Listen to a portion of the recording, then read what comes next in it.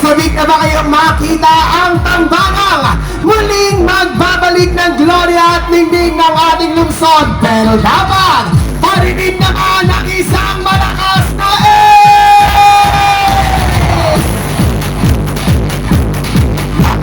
Mahal ko po taga-Distrito 4, palakpakan po natin ang ating magiging Vice Alcalde, Vice Mayor Chia Atienza at Yorme Isko Moreno Domingos.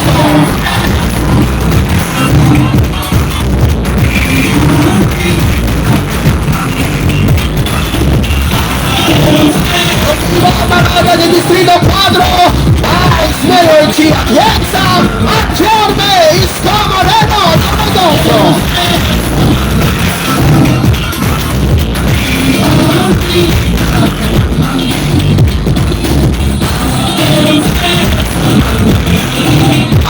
Maraming salamat, Distrito 4. Muli nga, parinig naman ang isang malakas na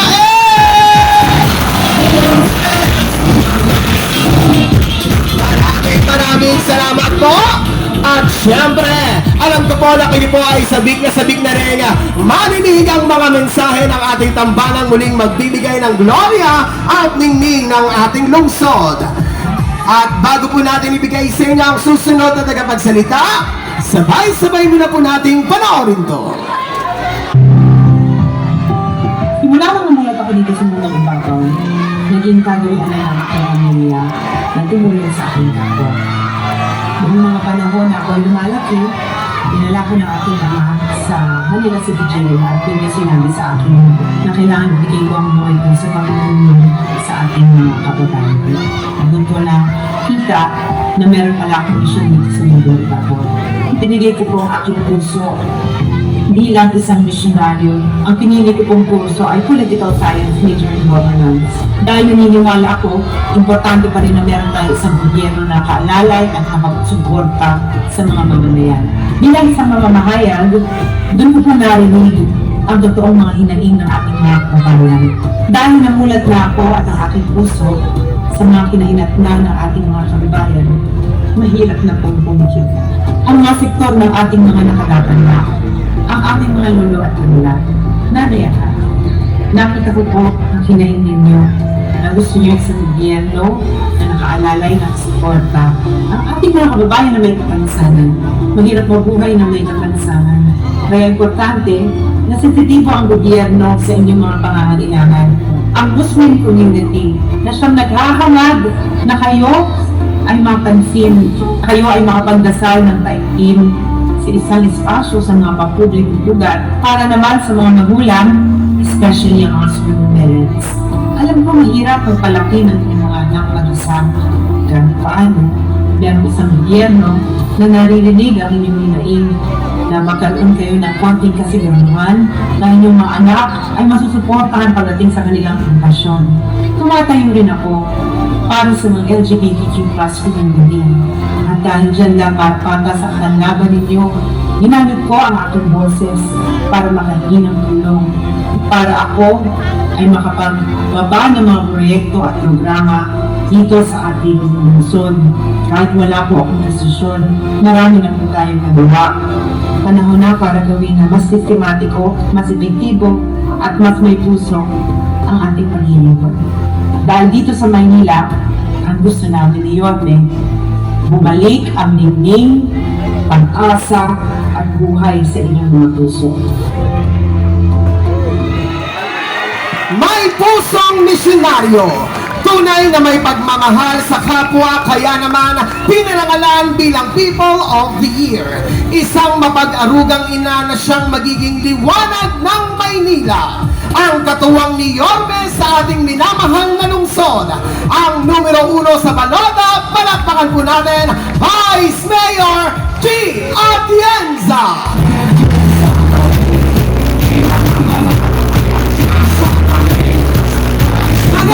Magandang gabi, District 4! Kamusta kayong lahat? Alam nyo, naniniwala ako sa tadhana.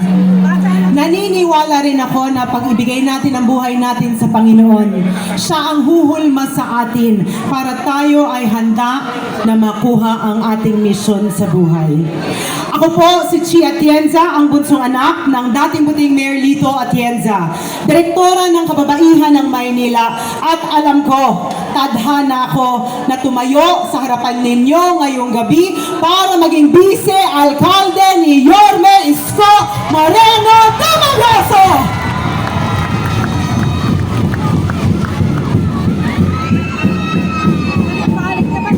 Pero sa totoo lang, nung bata ako, ang gusto kong mangyari sa aking buhay ay maging isang misyonaryo. Kaya nung ang aking ama ay vice-alkalde ng Maynila, ginamit ko ang pagiging bunsong anak niya para maging boses ng mga kabataan sa MYRC. Nung ako ay naging isang ina, ipinaglaban ko ang boses ng mga ina para marinig sila ng gobyerno. Nung ang aking ama ay congressman ng Buhay Party List, ako po ang gumawa ng paraan para makalikom ng daang-daang libong food packs na pinamahagi dito sa Maynila.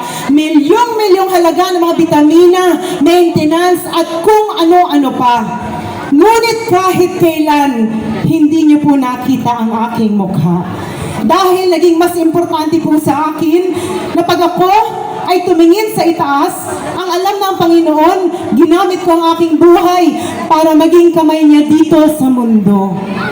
Pero nung ako po ay naging isang broadcast journalist, kagaya ng aking kapatid na si Kuya Kim. Kilala niyo po yon?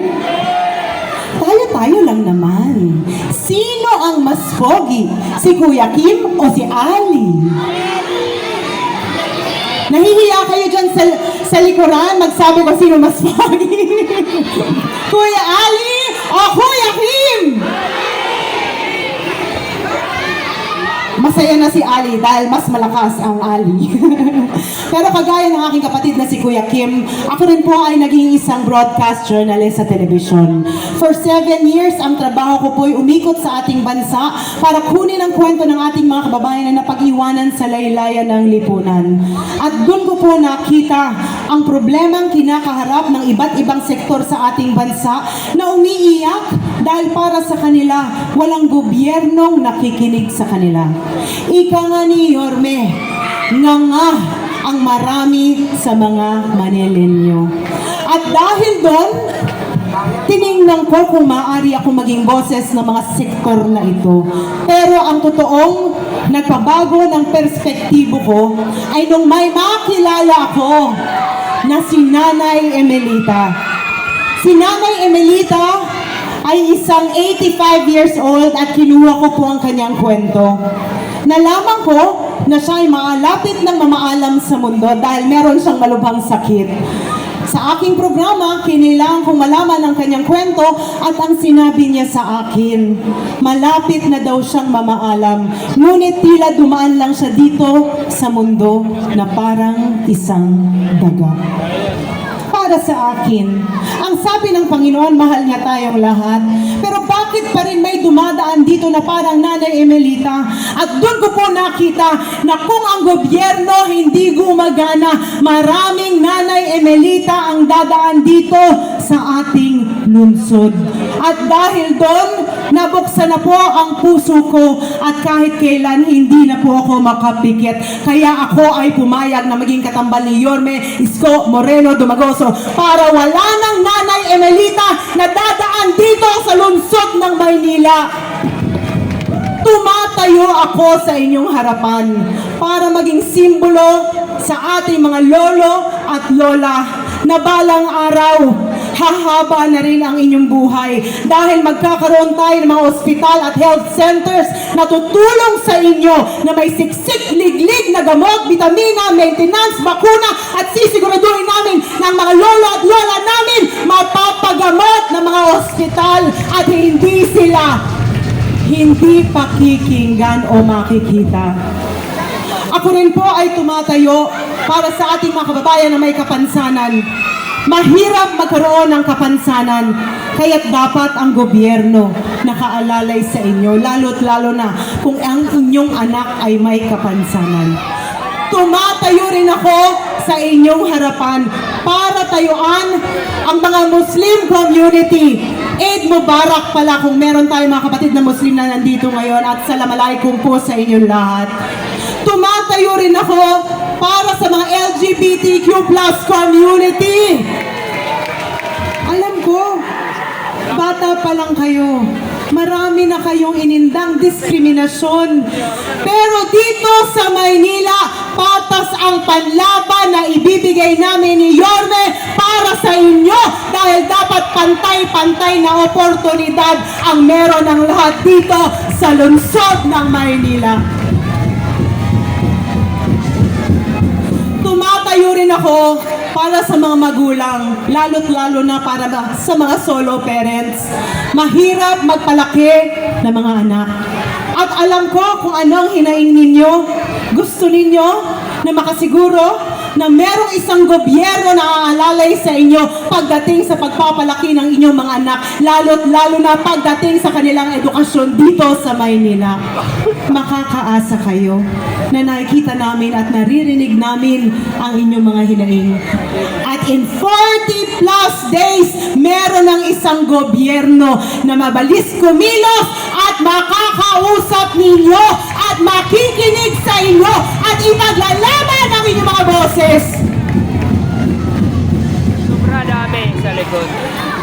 Nung kami ay nag-motorcade ni Yorme dito sa inyong distrito, iisa lamang ang sigaw na narinig namin.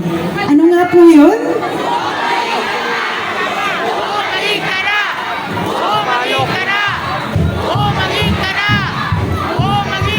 Huwag kayong mag-alala dahil babalik na si Yorme Isko Moreno Tamaloso!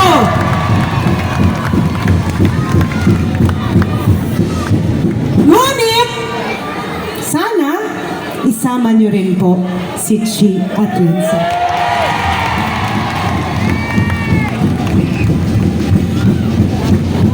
Ang trabaho po ng Vice Alcalde ay maging presiding officer, maging ina ng konseho, gumawa ng mga programa at polisiya na dapat angkop sa pangangailangan ninyo. Kaya kung kayo ay pipili ng Vice Alcalde, kailangan maghanap kayo ng isang tao na tatayuan at makikinig sa hinaing nyo at ipaglalaban ang boses nyo. Kung meron man akong isang bagay na kaya kong ipagmalaki sa aking sarili, sa murang edad, ako po ay tinuruan ng aking ama na makinig at ipaglaban ang boses ng mga Manilenyo. Ako po ang hinubog ng aking ama, ng Panginoon at ng pagkakataon para ipagpatuloy ang kanyang nasimulan dito sa Maynila. Ang aking ama ay naging isang vice alkalde na nakakuha ng 2 termino na sumuporta sa kanyang alkalde. Kaya balang araw, kung ako po ang magiging katambal ni Yorme, makakaasa kayo na susuportahan ko ng buong buo si Yorme Isko Moreno Tamaloso! Dahil naniniwala ako na ang suporta ko kay Yorme ay suporta ko sa bawat Manilenyo na nagdadasal na magkaroon ng isang gobyerno na makikinig at ipaglalaban sila. Nung nag-uusap po kami ni Yorme kung ano ang plano namin dito sa Maynila, ang gusto po niya, ibalik ang minimum basic needs. Pabahay, edukasyon, healthcare, siksik, liglig na gamot, bitamina, bakuna at suporta sa mga health centers at mga ospital dito sa Maynila. Ang ambag ko po, bilang direktora ng kababaihan ng Maynila, alam po natin yan na for 40 years, isinusulong po natin ang livelihood training para sa mga Manilenyo na gustong matutong tumayo sa kanilang mga paa. Kaya balang araw, alam ko, mas maraming negosyo ang mag-uusbungan dito sa Maynila dahil ang gusto po natin, ang mga pamilya dito sa Maynila, lahat makatayo sa kanilang mga paa. Kanina, tinawag po ako bilang liwanag ng Maynila. Ngunit, Sa totoo lang, ang bala kong gawin, ibalik ang pag-asa sa inyong mga puso na meron ng isang gobyerno na paparating na kayo ang magiging importante. At pag bumalik ang pag-asa sa inyong mga puso, kayo ang magpapabuhay at magpapaliwanag sa Maynila.